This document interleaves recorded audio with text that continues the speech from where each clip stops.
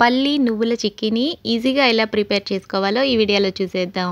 దీనికోసం ఒక కప్పు పల్లీలు తీసుకొని దోరగా వేయించుకొని పక్కా తీసేసుకుందాం.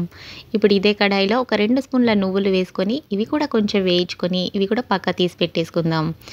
వాటర్ ఏమీ వేయకుండా ఈజీగా పాకం ఎలా పట్టుకోవాలో ఈ వీడియోలో చూపిస్తున్నాను, చూసేయండి. దీనికోసం ఒక చిన్న గ్లాస్ తోటి అర గ్లాస్ అంత పంచదార వేసి కరిగించుకుందాం.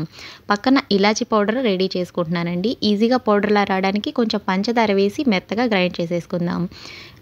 చక్కెర కరిగిపోయింది కదా, ఇప్పుడు చూడండి బెల్లం ఒక అరకప్పు వేసి అది కూడా వాటర్ వేయకుండా కరిగించుకుందాం.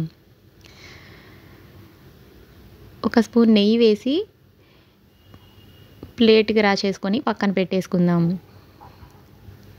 ఇప్పుడు బెల్లం కరిగిపోయింది కదా, దీనిలోనే 1 స్పూను ఇలాచి పొడి కూడా వేసేసుకొని కలిపేసుకుందాం.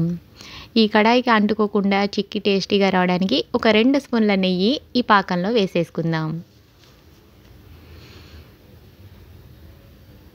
చాలా ఈజీ ప్రాసెస్, సింపుల్గా చేసేసేయచ్చు ఎవరైనా.